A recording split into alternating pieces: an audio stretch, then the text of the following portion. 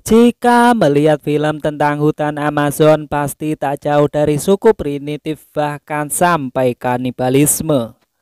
Halo semua, M Story di sini. Niat baik sejumlah aktivis lingkungan muda di Amerika Serikat untuk menghalau pengrusakan hutan Amazon di kawasan Peru, Amerika Latin justru berujung petaka karena para penduduk lokal yang ternyata suku kanibalisme menganggap para aktivis inilah yang merusak tempat tinggal mereka. Dan ini dia The Green Inferno besutan Eli Roth. Seseorang pria dewasa bernama Carles, ia salah satu pengacara PBB, mempunyai anak perempuan bernama Justin, juga mempunyai teman satu asrama, Casey namanya. Tidak diketahui pasti mereka membicarakan tentang apa. Kemudian saat di asrama, Justin terbangun mendengar suara bising di sekitar kampusnya. Dan saat mengintip di balik jendela, ternyata suara itu berasal dari sana. Seseorang mahasiswa senior yang tergabung sebuah organisasi aktivis sosial. Mereka tengah berdemo menuntut kampusnya agar memberikan asuransi kesehatan kepada para petugas kebersihan yang bekerja di area kampus. Lalu ia putuskan keluar dan melihat para aktivis itu dari kejauhan. Entah kenapa Justin sangat tertarik dengan ketua aktivis bernama Alejandro. Namun saat pacar Alejandro yakni Kara datang dan menciumnya membuat Justin sangat bete. Kemudian Justin mengikuti pelajaran. Sang dosen pun saat itu membahas sunat wanita. Dosen juga mengatakan ada sekitar 2 juta perempuan disunat setiap tahunnya menggunakan pisau. Setelah bagian itunya terbuang, anak gadis dijahit kembali dan kakinya diikat kurang lebih selama 40 hari sampai luka itu sembuh. Para penduduk desa meyakini sebuah adat yang harus dijalani sebagai tanda wanita dewasa. Setelah kelas selesai, Justin didatangi Jonah. Ia merupakan salah satu aktivis sosial juga. Lantas ia memberi brosur ke Justin guna mengajak bergabung menjadi aktivis sosial. Awalnya Justin tidak mau, tapi begitu mengetahui yang menyuruh Alejandro, Justin pun berubah pikiran. Lalu Jonah mengundangnya di salah satu kafe. Karena para aktivis akan berkumpul di sana, Jonah berharap Justin bisa datang. Setiba di kafe, Alejandro sedang mendiskusikan suku pedalaman hutan Amazon.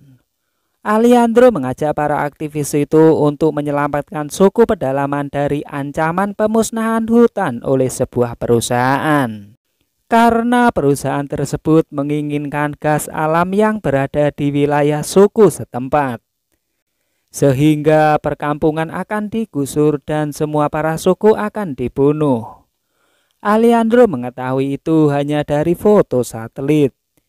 Ia juga tidak akan memaksa para aktivis untuk ikut semua. Hanya mereka yang peduli saja untuk bergabung. Dirasa masih bimbang, Justin pun pulang saja, menemui Casey yang berada di restoran. Lantas Justin menceritakan maksud dan tujuan para aktivis itu melakukan perkumpulan. Dirasa cukup membahayakan, Casey pun melarangnya ikut bergabung, apalagi memasuki hutan Amazon. Namun saat malam Justin tidak bisa tidur karena memikirkan kata-kata Casey. Akan tetapi ketika pagi Justin malah menemui Alejandro dan meyakinkan ke dia bahwa ingin ikut menjadi aktivis serta siap memasuki hutan Amazon. Lalu mereka melakukan perkumpulan lagi untuk membahas rencananya. Kemudian Alejandro bilang, kegiatan yang dilakukan oleh perusahaan di hutan itu harus diketahui oleh orang banyak.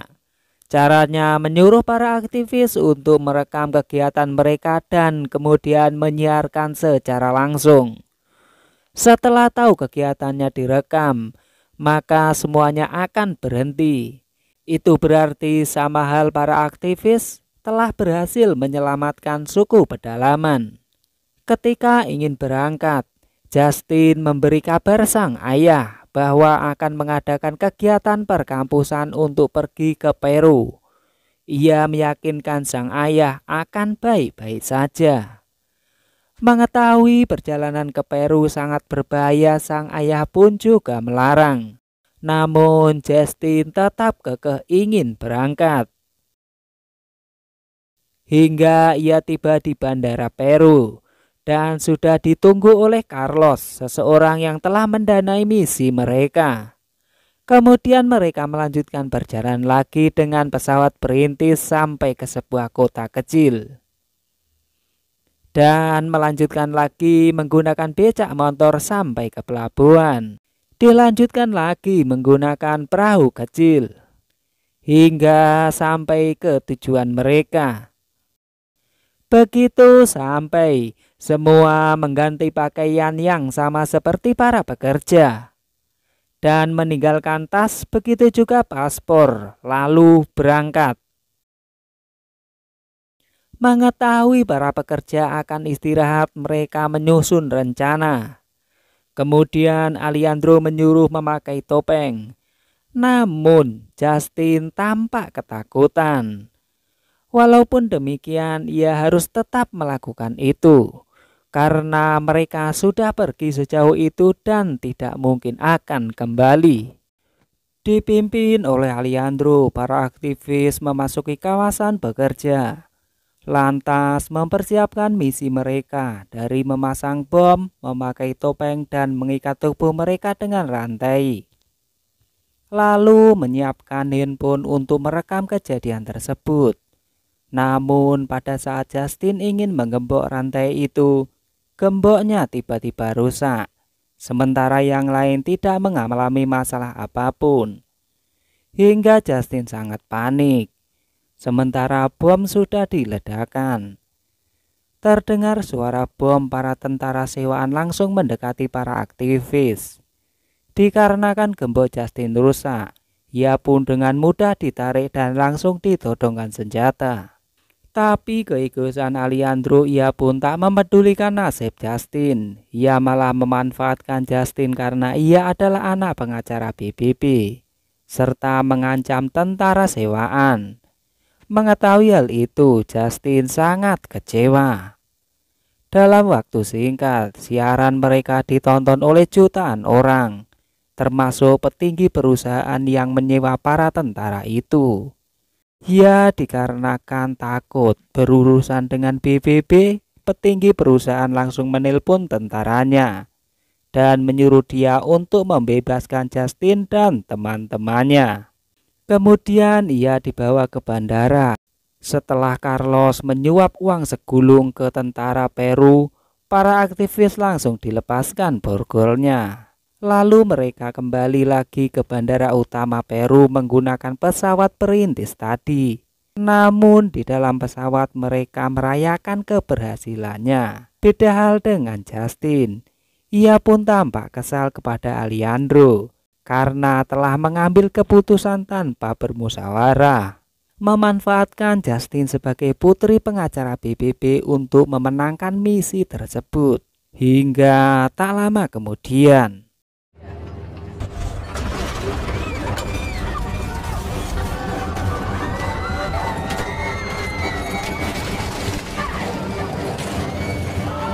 mereka pun juga ketakutan lantaran di tengah hutan Amazon.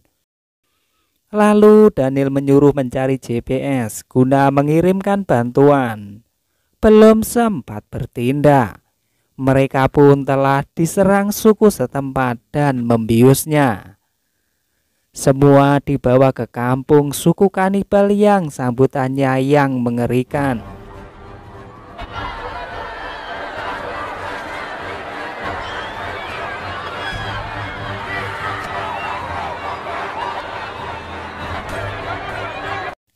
Kemudian kepala suku mendekati Justin dan menganggap para aktivis itu sebuah hadiah dari dewa leluhur yang mengirimkan makanan untuknya.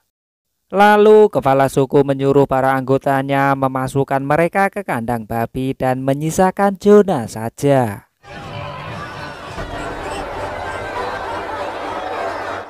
Sehingga para nenek-nenek itu memberikan minuman dan menyuruh Jonah tidur di tempat tersebut. Tanpa ia duga, mata Jonah dicolok lalu dimakan kepala suku dan berlanjut fatality.